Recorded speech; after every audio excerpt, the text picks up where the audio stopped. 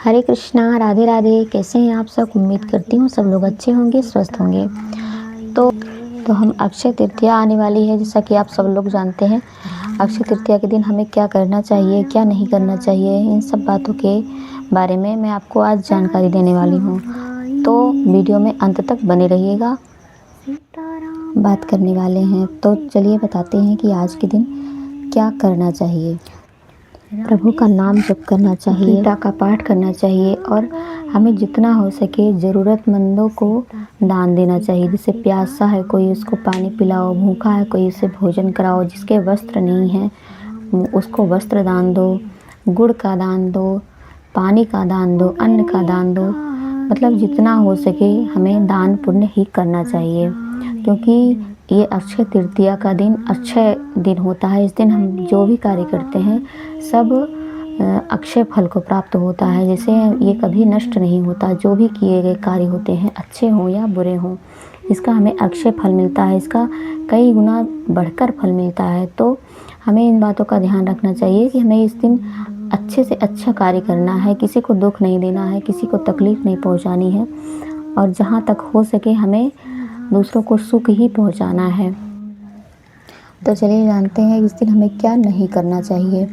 तो देखिए, सबसे पहले तो हमें इस दिन किसी को भी तकलीफ़ नहीं पहुंचानी है, किसी को दुख नहीं देना। हमारी वजह से किसी को कष्ट नहीं होना चाहिए और जितना हो सके हमें सबको सुख ही पहुंचाना चाहिए।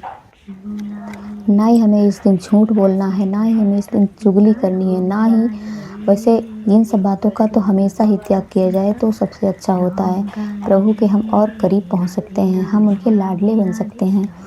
तो अगर ना हो सके तो कम से कम इस दिन तो हमें ये कार्य छोड़ने ही चाहिए। तो हमें इस दिन किसी की बुराई नहीं करनी है, इधर उधर की परपंच की बातें बिल्कुल भी नहीं करनी है और हमें इस दिन इतना ज़्यादा ध्यान देना है इन सब बातों का कि हमें फालतू की बातें, इधर उधर की बातें कुछ भी नहीं करनी है। हमें जितना हो सके, जितना ज़्यादा हो सके हमें भगवत भाव में रहना है, भगवान का नाम जप करना है, उनका कीर्तन करना है, उनकी पूजा पाठ में रहना है। और देखिए, ये सिर्फ हमारे ऊपर असर नहीं करता, ये हमारे परिवार के, हमारे बच्चों के ऊपर भी इन बातों का बहुत ही गहरा असर पड़ता है कि हम क्या कर रहे हैं, किस तरह से हम घर के वातावरण को बनाए रखे हैं, पॉजिटिव कि नेगेटिव। तो इससे पूरे घर का वातावरण दूषित होता है या फिर अच्छा होता है। अच्छा करेंगे तो अच्छा होगा और ख़राब करेंगे तो ख़राब तो होगा ही। तो देखिए, यहाँ पे मैं तुलसी, 2-3 पौधे मेरे तुलसी के सूख गए थे छोटे छोटे, तो मैं उन्हें लेकर उनको, उनके डंठल को अलग करके, उनकी पत्तियाँ जो थोड़ी बहुत थी उनको अलग करके, उनकी जो जड़ में जो मिट्टी लगी थी उसको अलग किया। इन सब चीज़ों का बहुत ही अच्छा प्रयोग होता है और इससे हमारे प्रभु बहुत ही जल्दी प्रसन्न होते हैं, हमें उनकी कृपा ज़रूर प्राप्त होती है। तो इनकी जो तुलसी के पौधे की जो मिट्टी होती है, मतलब उसकी जड़ों में जो मिट्टी लगी होती है तुलसी मैया के, तो उस मिट्टी का अगर हम ठाकुर जी को तिलक करते हैं और ख़ुद तिलक लगाते हैं तो इससे हमें भगवान की कृपा बहुत ही जल्द प्राप्त होती है और हमारे ठाकुर जी बहुत ही प्रसन्न होते हैं, बहुत खुश होते हैं।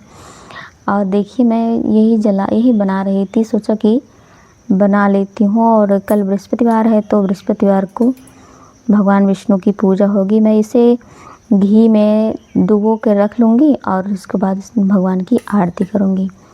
तो मैंने घी जो है मेल्ट कर लिया है, बहुत गाढ़ा था। अभी इतनी गर्मियाँ वैसे तो नहीं है, लेकिन फिर भी गर्मियाँ है, लेकिन पिघला हुआ नहीं था, तो मैंने पिघला लिया है और अब मैं इसे रख लूँगी आरती करने के लिए प्रभु की। तो कुछ भी हो, मुझे भगवान की पूजा करना, उनकी सेवा करना बहुत ही अच्छा लगता है। ये भगवान की कृपा ही है और क्या ही कहें।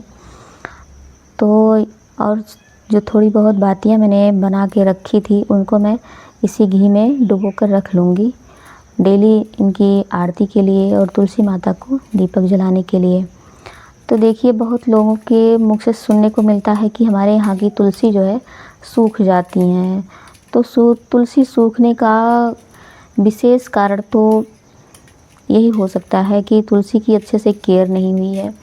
जैसे हम उनके आसपास साफ़ सफाई ना रखे हों, या फिर हम जैसे ऊपर कपड़े डाल रहे हैं उनके ऊपर पानी टपक रहा है गीले कपड़ों का, तो इन सब बातों का हमें ध्यान रखना चाहिए। और इन सब बातों का अगर कोई ध्यान अच्छे से रख रहा है, उनकी दोनों टाइम दीप बत्ती पूजा सब हो रही है, फिर भी अगर तुलसी माता सूख जाती हैं, तो ये जानिए कि हमारे परिवार पर या हमारे ऊपर कोई बहुत बड़ा संकट आने वाला था, जो मैया तुलसी माता ने उनको हर लिया है।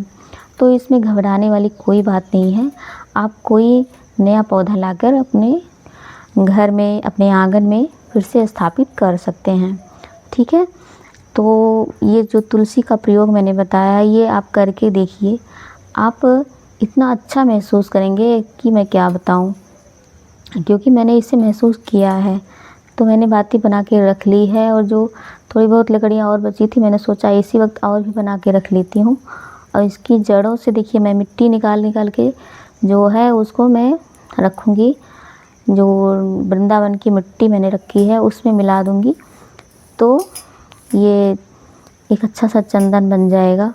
और इसे ठाकुर जी को लगा के अपने मस्तक पे लगाने से सकारात्मक ऊर्जा हमारे अंदर होती है, वो एक्टिव हो जाती है अच्छे से, और हमारा ऑरा बहुत स्ट्रॉन्ग हो जाता है, जिससे हमारे घर में, हमारे आसपास एकदम पॉजिटिव एनर्जी बनी रहती है।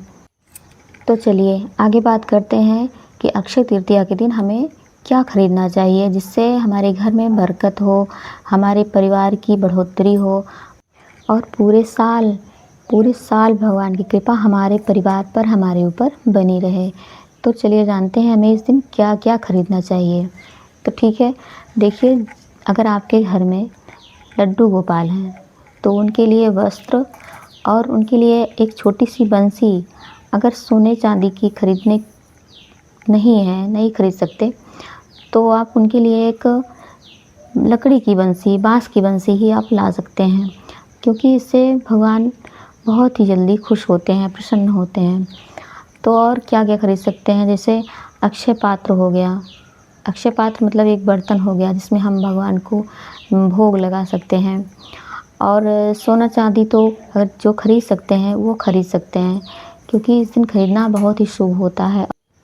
और हमारे गहनों की पूजा हमें ज़रूर करनी चाहिए, क्योंकि माता लक्ष्मी की इस दिन पूजा होती है, भगवान विष्णु की पूजा होती है, उन्हें भोग लगाना चाहिए। उन्हें भोग में खीर का प्रसाद ज़रूर बनाना चाहिए। खीर का प्रसाद माता लक्ष्मी को अत्यंत ही प्रिय है। तो हमें ये सब हो गया, और इसके बाद हम जानते हैं कि हमें और क्या क्या चीज़ें करनी चाहिए जिससे हमें भगवान की कृपा प्राप्त हो। तो हमें इस दिन विष्णु सहस्त्र नाम का पाठ करना चाहिए। ओम भगवते वासुदेवाय नमः, इस मंत्र का जाप करना चाहिए।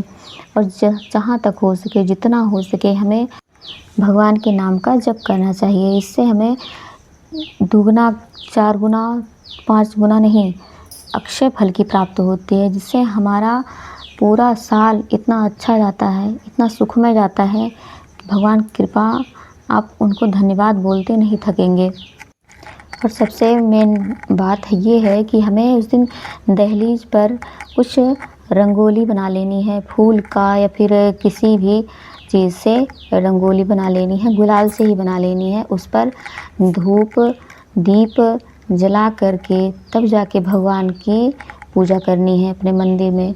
और उस दिन तुलसी माता को भी दीप जलाना है।